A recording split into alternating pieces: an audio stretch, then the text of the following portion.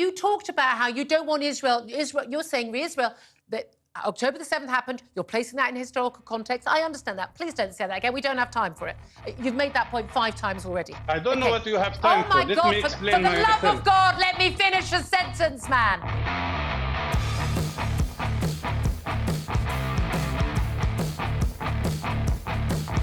Israel has assassinated a senior Hamas leader in a Beirut drone strike that threatens a major escalation in the war on Gaza. He was Salah al-Aruri. He was one of 7 people to be attacked, to be killed in Beirut's southern suburbs of Dahiya.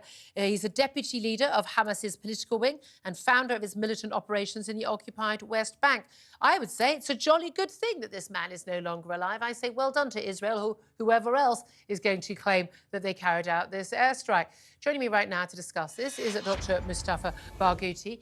He is leader of the Palestinian National Initiative and a member of the Palestinian Parliament. Good afternoon to you, sir. Good afternoon. Thank you for joining us. It's a good thing when terrorist leaders are assassinated, isn't it? No, it is not, because they are not terrorist leaders, and I am so surprised that you are encouraging the assassination of political people. I'm encouraging the assassination of people encouraging. Wait a minute, let me answer, please. You are encouraging the violation of international law. Not only Israel is assassinating a Palestinian leader and provoking a reaction for sure, but more than that, they are doing that on the land of another country, in Lebanon, insulting the Lebanese government, the Lebanese security structure, and insulting the Lebanese people. So I just want to clarify. No, can I just clarify? You think it's terrible that everyone assumes it's Israel, that Israel went into another country and killed somebody, and that, yes, that would provoke a reaction. Did you make the same comments about the October 7th massacre? Did you also condemn Hamas for entering Israeli territory, provoking reaction from Israel and killing innocent people? Do you condemn that Israel is occupying us since 1967? Do you condemn that Israel is practicing ethnic cleansing against Palestinian people since 75 years? Do you condemn that Israel has evicted 70% of the Palestinian people from their land, erasing to the ground 520 Palestinian towns and villages? Okay. Condemn that, and then I'll answer you. I don't. But to say that the history started. Mustafa, I am so surprised that you are encouraging we've only got a short time. We can't do the last 75 years history. I don't answer for the Israeli government. I don't support everything the Israeli government does. I think a number of things they've done have been. But you're representative of the Palestinian people as an MP. And I asked you a specific question. Did you condemn?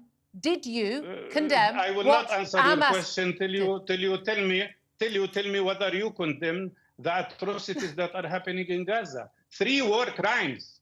The war crime of ethnic cleansing. So you're not going to answer my question. Punishment, and the war crime. I'm not sure you understand how interviews work. Mustafa,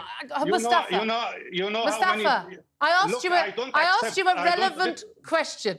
I am horrified, as any right-thinking person should be, that any child should die in war. I'm also horrified that any innocent person should die in war. I am absolutely horrified that innocent Palestinian people in Gaza have been killed by Israeli airstrikes. I think all right-thinking people should be. However, we know why those airstrikes are happening. We know when they started. It was after you talked about provoking a reaction from this airstrike on Beirut to kill this Hamas leader. Justify. It was justified or wasn't? Killing. Wait a minute. It doesn't justify what happened on the 7th of October, does not justify that Israel goes further and displaces 90% of the population of Gaza, 2.3 million people. What should Israel have done killing up till now 28,000 Palestinians, and including 12,000 children. And destroying 70% of Palestinian homes. Wait a minute.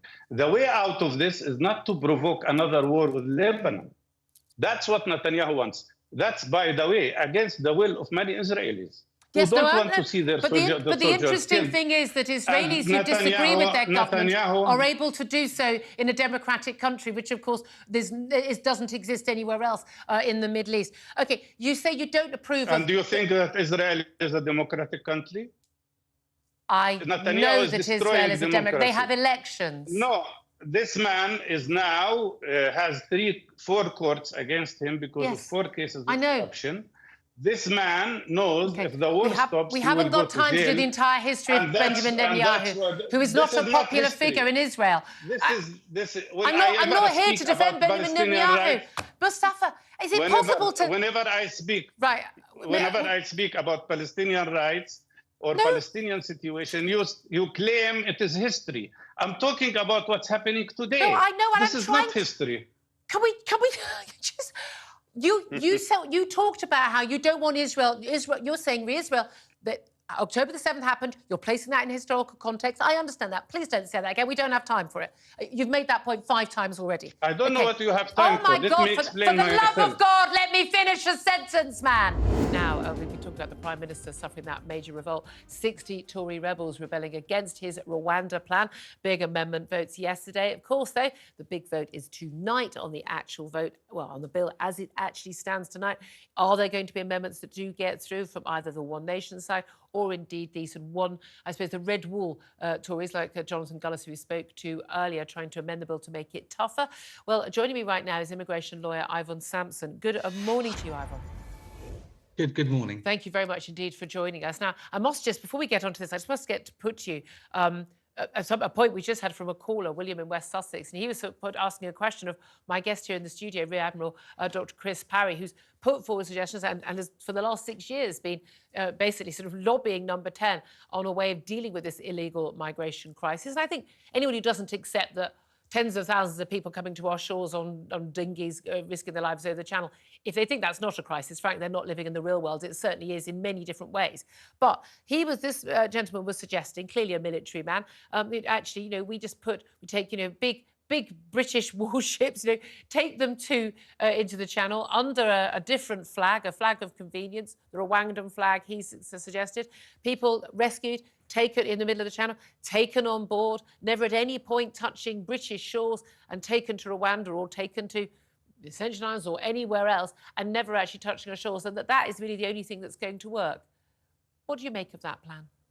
Well, it's not the sort of policy a country like the UK would I would argue would be doing, because we have to comply with international obligations. What's not complying with international obligations like there?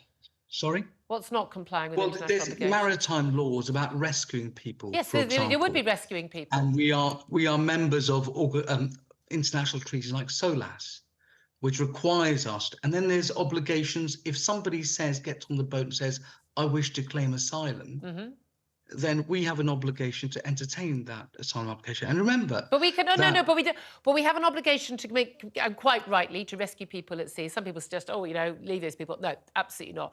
We have an obligation to do that. Well, you're picking them up, and yes, you can process their asylum application. Yes, we've already made it law. Supreme Court has accepted that the principle of running, going through these asylum applications somewhere overseas is acceptable in law, both international and in national law. So why would that be an issue? Look, I can only advise you about our obligations and the spirit of the Refugee Convention. Let's talk about the spirit of it. There we go. Don't be a member of a convention and circumvent it by using some clever ruse to avoid your obligations. But it doesn't avoid our obligations. Let me finish. If you don't want refugees in your country, Julia, if we don't want people coming in to claim asylum, then get out the convention.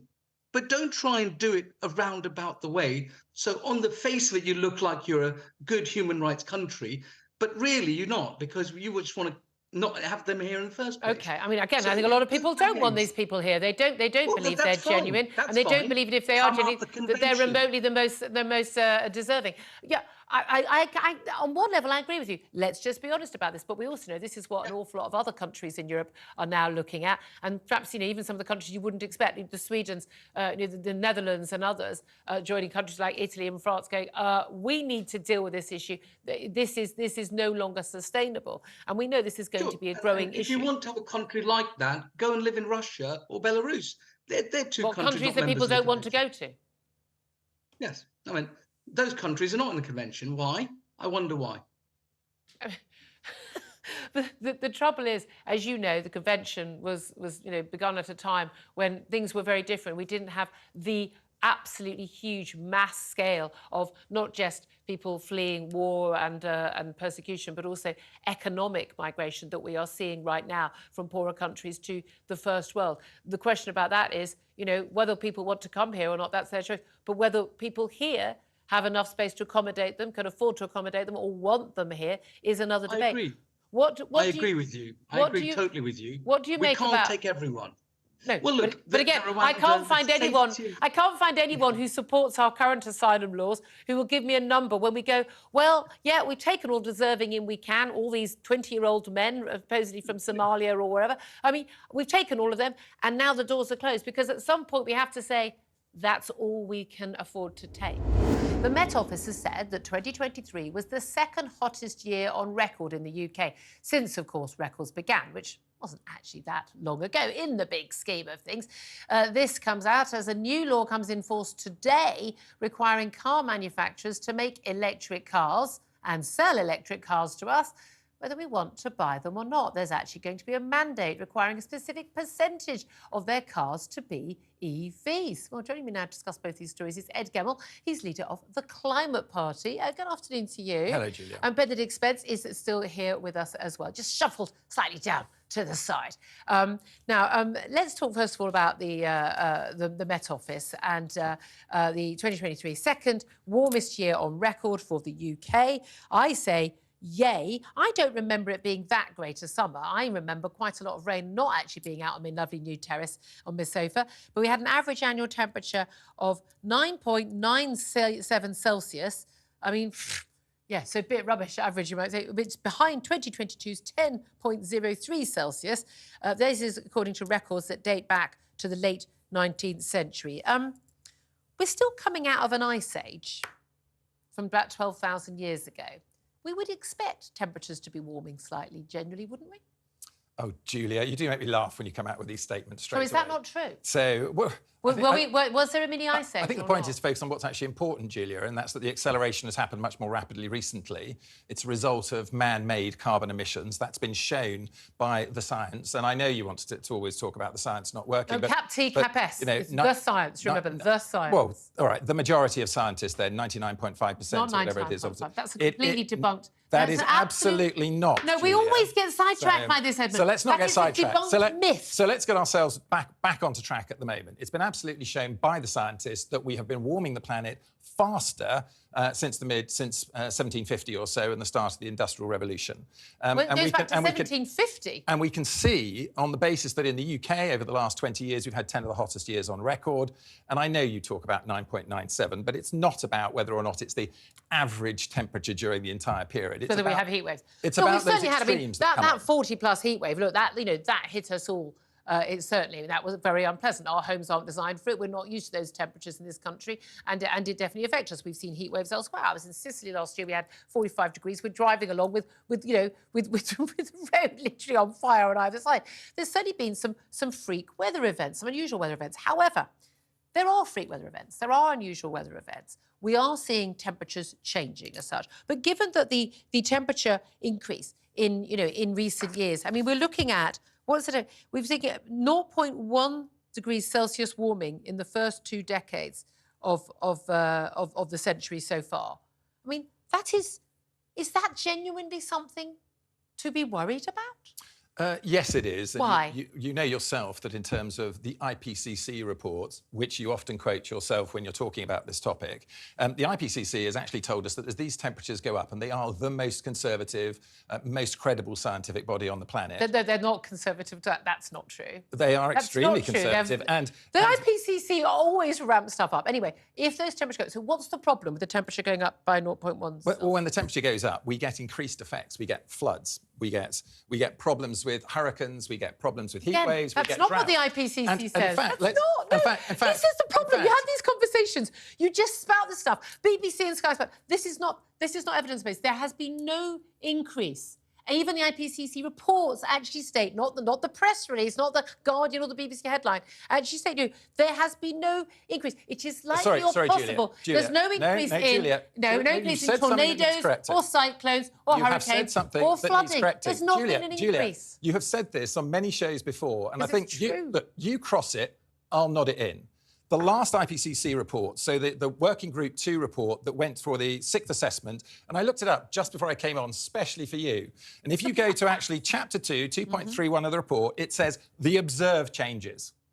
Observed. It doesn't say maybe, maybe not. So you're absolutely and utterly wrong. Well, I've summarised it here. It says observed changes. Well, I mean, if you can, I'll go and get my laptop and we'll actually look at it. But anyway, observed changes showing increased temperatures, changes in rainfall, changes in water levels, rising sea level, and increased frequency of extra extreme events. Now, it actually says it there. And we haven't got any, but we haven't had an increased Julia, frequency. You've been saying this for years, and it's wrong. It's not And you've got to get your facts right. Even because actually, we can actually look at haven't it seen an straight away. increase overall in wildfires around the world. But that is your opinion, It's not an the IPCC's.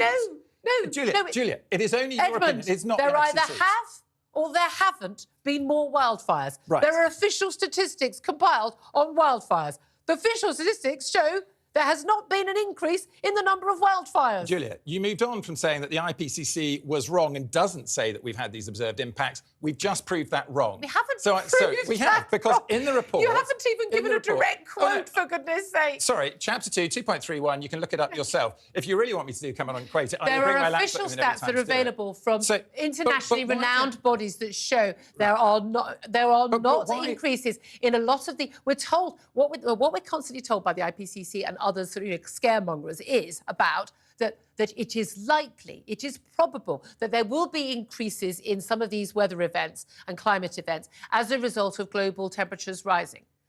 It hasn't actually happened. Every single time there is now rain, a drought, a fire, a hurricane, whatever it is, we're always told, oh, it's because of climate change. It doesn't matter what it is. Whereas actually an awful lot of it is simply down to, for instance, El Nino or La Nina. Let's... El Nino. Can't even say it. No. Get my teeth back in. El Nino or La Nina. You're wrong. The IPCC has actually said it, and you're trying to say they haven't. Let's also talk about Harvard. I love this story. Yesterday, the Harvard president, Claudine Gay, resigned. Now, those of you who are not up to date on this story, this woman isn't... she's an awful woman. She's a horrible human being. This is a woman who got her job, basically, I'm sorry to say that, because she's black, because she fit a quota. She was the least qualified person to be president of one of the greatest universities in the world. She got the job despite having a career that was, pitiful compared to anyone who's had that job beforehand. It was quite clearly an appointment which was filling a quota. Okay, she has hounded people from office again and again and again, literally trying to get professors losing their tenure because they don't go along with the sort of the trans, woke, climate, whatever it is. Diversity, equity ideology. Yeah. People who just say the most things like, trans women aren't women thing. Basically, very, very simple statements of fact. She's genuine. I think she's a nasty piece of work. Well, it's come back on to haunt her because after Harvard happily allowed the most extraordinarily anti-Semitic demonstrations and protests and signs and behaviour from students in Harvard against Jewish students in the wake of the October 7th attacks and the attacks on Hamas in Gaza. She went to a Senate committee and in Washington and basically defended freedom of speech, but didn't defend freedom of speech for anyone else, just for, anti-Semites. She has not been brought down by the anti-Semitism, though. No. She's been brought down by plagiarism, because it turns out she basically didn't write most of the stuff she claimed to have written. I'm glad she's gone. But then I don't want people losing their jobs for having different opinions from me.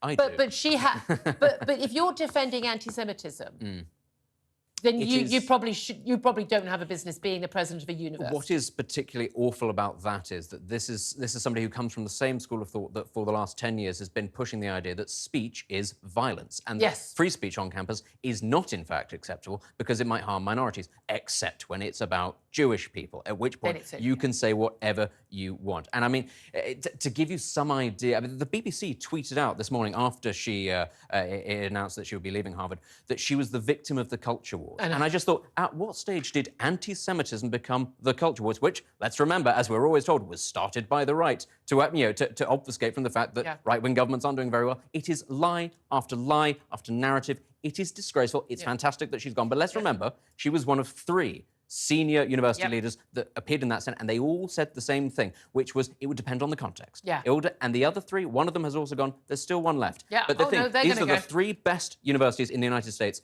Imagine what it must be like amongst all the rest of them. But one of my things, though, I do worry that a lot of this was actually about money talking, and an awful lot of people just basically go, oh, we are not going to give money to a university anymore. Applications to Harvard plummeted as a result. I mean, you know, if my daughter wanted to go to Harvard or something like that, I would say, under no circumstances you go to a university run by that woman. I mean, it's been fascinating. So many major donors, Wall Street banks, you know, international companies, alumni have been saying, no, actually, we won't fund this. A lot of whom are Jewish themselves. And I say, good for them, actually. You shouldn't be forking out to institutions that are telling people to be racist against and again, you. it wasn't criticism of Israel. No. It was anti-Semitic, simple as that. Can I ask you just one other story, which I found fascinating? Is a bit of an online spat between Sean Bailey, now Lord Bailey, former Tory candidate to be London mayor, and Carol Vorderman, who now, you know, hates Tories and you know, used to be met her a few times, lovely lady in real life, but about now her online thing is just this complete vitriol against the Tories. Basically, he said he can't take her seriously because it's all about Labour policies, but then it's all bum and boobs in her pictures on Instagram, which is true. It's what it is. And she's called him sexist in the past, and of course brought up the during lockdown party at CCHQ. These sort of rows probably not helpful, but I mean, whose side are you on? I think on this one, I'm more Carol's side. You're on bum and boobs side? Well, I would say simply that I think that I disagree with some of the way in which Carol Vorderman's... James Heal for bum and boobs. I'm allowed to say that. I'm going to get in trouble. I think you can make criticisms of Carol's policies and views without having to talk about her body. But it is a fair point. I see this as a woman, as a feminist, with both a bum and boobs. You know, there's one thing, she puts out pictures and she's a celebrity, and you know, and her job is being a celebrity basically. But you know, she's been voted Rear of the Year and things like that. But an awful lot of her pictures are sort of page 3 Sun type pictures and things. She does. I hate the word flaunt. Lots of newspapers go, someone on the beach flaunting their body. No, they're literally just on the beach wearing the normal clothing on a beach. It's not flaunting a body. But she does. She posts, you know, she posts these sort of pictures. You know, look at my body. Well, I think it's perfectly reasonable for men to comment on that if a woman does that. Philip, you're old school. Come on, what do you think? Yeah, I think so too. You know, she puts herself out from a sexual perspective because that fits her personality and her brand. Do I think it's appropriate? No. And I'm coming out from a military perspective because she also represents, she's an honorary group captain in the Air Cadets and is supposed to represent that. I don't think that represents the values and standards of the children and what the services should be putting out. I just think it's tacky. I mean, she's a very attractive woman, but you know, like you just don't. Every photo doesn't have to. I love how uncomfortable James Heal is right now. All I'd say is that you can make a point about, you know, it's about the politics, and you can talk about the right and wrongs of her views without having to talk about her body. That's all I'd say. But she's the one who if you want to put it out there, but people are allowed. It's a free thing to start. We've all got views. He's too well brought up. Now, Bristol council bosses are refusing to pay back £31 million in ULEZ fines, although it's their CAS fines for that city, to the city's drivers, despite the scheme's chief admitting that those charges have been worded inaccurately and therefore are legally invalid. Joining me now to discuss this is co-founder of the Together Declaration, Alan Miller, who is leading the charge, I think, against a lot of these charges. And I've always said, Alan, didn't I? Oh, you know, people think we talk about ULEZ in London, it's all about London. No, it's going to happen in every other city and town in the country. Of course, it's happening in Bristol. People are up in arms about this, though, aren't they? They are, Julia, and we've seen that. Actually, there was a really good record of people appealing this with the parking tribunal. only 1 in 5 were upheld for the council in the first 6 months. So I would encourage everyone in Bristol to actually go to the tribunal and challenge it. But now John Lyon, who overturned 12 of his charges, has indicated that it was even issued with the incorrect legal information and they should all be disbanded. But a much bigger question is, why are they doing it, Julia? Yes. And we've seen now that we've got a few green billionaires that are underwriting a lot of this push to hijack, effectively, local democracies, local areas, with these measures that will mean lots of increased charges, surveillance, restrictions, limits, road closures and clean air zones, where all sorts of charges, £9 in Bristol City's case for a car per day, but £60 and £120 charges if that's not met. None of this has been done democratically. No, Many people have opposed for them. This, were they? There weren't people going, oh, this is terrible, we've got such problem with clean air. And also, by the way, the air in all of our towns and cities has never been cleaner than it is now. That's absolutely right. We've seen in the last decade in particular a real transformation, but actually in the last 30 years. And on metrics internationally, Britain and our cities come up very high at the level of clean air. So we've got a really good situation. Obviously, things could always be improved, but the question is, how's that done? And is there a cost-benefit analysis? Is there transparency with constituents? Is there an open, honest debate and discussion? That's not been happening. That's why Together we had a really remarkable event in Bristol where after we had that with LTNs, they were paused in a part of Bristol. That is clarifying. That's LTNs, for the people who don't pay too much attention to this stuff, low traffic neighbourhoods. It's basically where they put in bollards. They just, without consulting even local people, we'll just put in bollards, oh, but we'll put flowers on it so it's OK, and just say you can't drive down this street anymore. But they don't even ask local residents. That's right. And, you know, when they do consultations, they don't go to everyone or the businesses, and then they generally disregard them. And we've seen a pattern. And this pattern is similar to the Mayor of London, who's saying it's not the right kind of respondents to ULEZ. Basically, with disregard and contempt for, you know, democracy and for the public opinion. So that's why we're encouraging everyone now to sign our pledge for transparency around net zero. We're asking people in this election year to say to their MP and their councillor, sign the pledge, because it's about transparency about what's going on with net zero. Let's have an open discussion. Let's have scrutiny. Let's have proper, rigorous debate around it. And as you say, that cost-benefit analysis, which we crucially didn't have before net zero was signed into law. But this is the key thing, isn't it? Like, these policies, as you say, being pushed by, you know, the great and the good and the green billionaires, they're funding this. This money isn't coming from grassroots, it's coming from billionaires who don't have to deal with this issue. It doesn't make a difference to them if people are being charged to drive into their city centres. Their limo drivers can afford it anyway. What do they care? But it does have a massive impact on ordinary working people trying to go about and live freely in their cities that they've grown up in. Exactly. And we're seeing already threats of blackouts. We're seeing chiefs of wind turbines and other solar saying, let's be prepared for much higher costs. What it all means, Julia, is that it isn't going to have the energy needs that we require, and we're all going to pay triple or more for it. So we're in a difficult situation with the whole net zero agenda. We've got to have a proper debate nationally about it. And we're saying no to net zero and go back to the drawing board and have a discussion about costs and benefits. What does it mean? Does it mean we can't travel? Does it mean we can't go on holiday? Does it mean we're not going to have a job that pays good money? And when they ask people those specific questions, funnily enough, people don't want to sign up for it. Just very briefly, I want to talk about Lilibet. This is the daughter of the Duke and Duchess of Sussex, Harry and Meghan, and a new book by Robert Hardman, who we're hopefully speaking to later in the week, biography of King Charles. Lots of revelations about, you know, what happened on the day the Queen died and preparations and things, and the Prince Regents and all of this, but also the revelation that one of the aides to the Queen said he'd never seen her as angry as when Harry and Meghan claimed that they'd been given permission and support from the Queen to call their daughter Lilibet, which is, of course, the pet name that Prince Philip, who recently died, had for his wife, Queen Elizabeth. I mean, this is...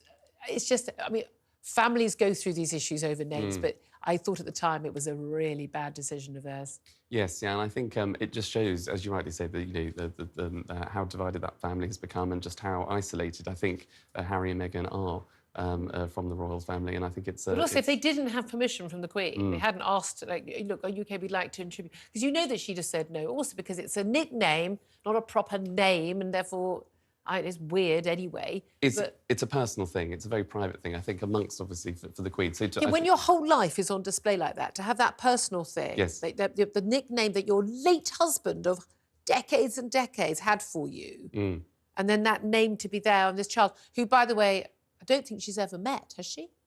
Has she ever met baby Lilibet? I don't think Lilibet's come to the UK. I'm not sure. No, perhaps not. Perhaps I don't think she ever had a chance before she knows. So, I mean, you think it's a bit rich, isn't it? It is. And as you say, it's something that you would hold personally dear because it's a sort of a pet name behind, behind closed doors. But I think it was a deliberate move by them to sort of say, oh, look, but we've got this relationship with the Queen. It was tribute to the Queen. Yes. And linking her with the Queen. I just, ugh. Yes. It's so tacky. It's cringing and it's awkward and uncomfortable. And I think they might also need to reflect on that. But again, to do that after the Queen's husband had died, and that was his pet name, and to not have had permission is really... that is so rude. That is so thoughtless. That's unkind. That's actually unkind, isn't it? To an elderly... I mean, she was our Queen, but she was also, at that point, an elderly widow.